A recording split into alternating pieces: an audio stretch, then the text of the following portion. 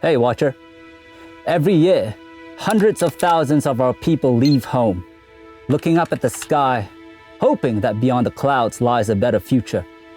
They're not soldiers, not officials, yet they are called heroes of remittance. With suitcases in hand and prayers in their hearts, they step into foreign lands, carrying love for their families and a courage not everyone has. But behind the title of hero lies a costly price: longing, loneliness, and sometimes personal safety. This time, we will discuss heroes of remittance between hope and tears. Stay tuned until the end to truly understand, and don't forget to subscribe to The Watching Post so we can continue to bring you meaningful content.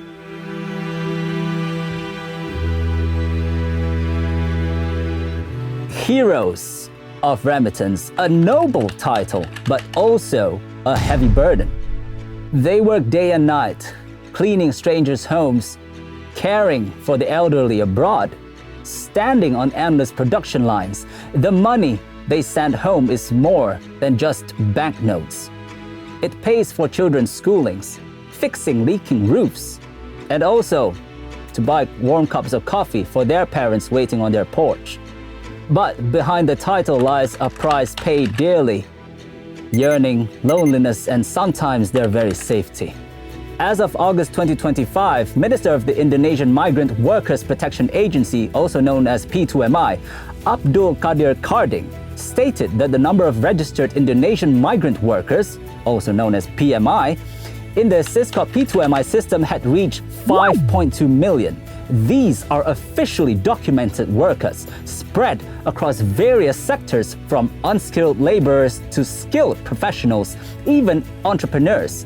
Together, they contribute more than 253 trillion rupiah, a staggering figure. But that's just the official number. What of the undocumented ones?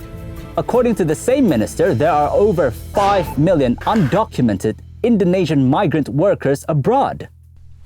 For some, migrant workers are a source of pride. She made it abroad, says the neighbors. But there are whispers behind their backs, like, why did she come back so soon? Why does she look so sad? Stigma can hurt more than the exhaustion of labor. Not everyone knows that those who return empty-handed often fought with everything they had, just to make it home alive. In society, migrant workers are often seen in two lights: heroes who return with hope, or victims of a system that failed them.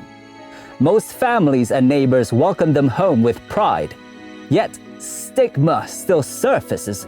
Why work so far away? Why not just work here? The truth is, if given the choice, most would rather work in Indonesia. But limited job opportunities leave them little choice. Long before hashtags like "just to run away" trended, our migrant workers in the domestic sector had already been struggling to survive abroad. Even worse, those who return with legal troubles or improper repatriation are often viewed with skepticism. The joys and sorrows of migrant workers, especially domestic workers or household assistants, are complex. The joys are simple: being able to send money home every month, hearing children's laughter over the phone, watching the family back home in the village slowly prospering and improving, or helping their spouses start their business. But the sorrows are heavier: waking before dawn, sleeping late at night, being scolded for mispronouncing a word or mishandling a washing machine with unfamiliar instructions, being ridiculed for cultural differences, battling loneliness that eats away at the heart every night. And there are invisible wounds. Dignity eroded when they are treated not as human beings, but merely as labor. It's true, not all employers are cruel, but not all keep their promises either. Some cut wages without reason. Some seize passports, trapping workers without options. Some promise restaurant jobs only to send them to risky locations. Others fall into debt, pressured by their families demanding more money than their wages allow. Once trapped in debt, the dream of returning home remains just that, a dream.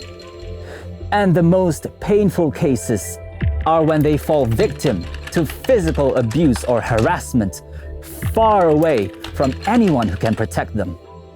In Riyadh, Saudi Arabia, a woman from West Nusa Tenggara worked as a domestic helper.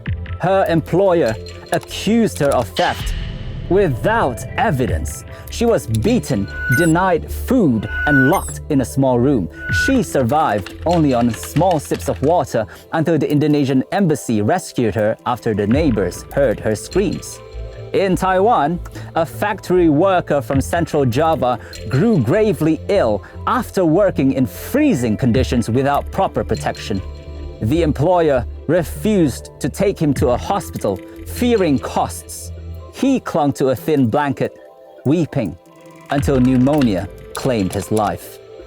In a small cramped apartment in Hong Kong, a worker labored 16 hours a day. Can you believe that? Forced to sleep on the kitchen floor beside the trash bin, reflecting the city's housing crisis. When she tried to protest, she was threatened with deportation without pay. "I just want to be treated like a human being," she told a local NGO.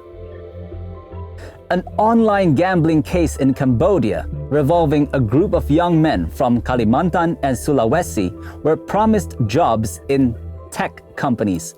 Tech companies, mind you. But upon arrival in Phnom Penh, they were locked in an illegal building, forced to operate online gambling sites, and tortured if targets weren't met. Their phones were confiscated and the outside world became nothing but a dream. A second online gambling case in Cambodia revolving another youth from Lampung who thought he was hired as a computer tech. Instead, he was sold to another syndicate. He was forced to work 18 hours a day. When he resisted, electrical cables became whips. He was eventually rescued after a joint operation by Cambodian and Indonesian authorities. These are only a few stories among many. Communication breakdowns within families are often added to the struggle.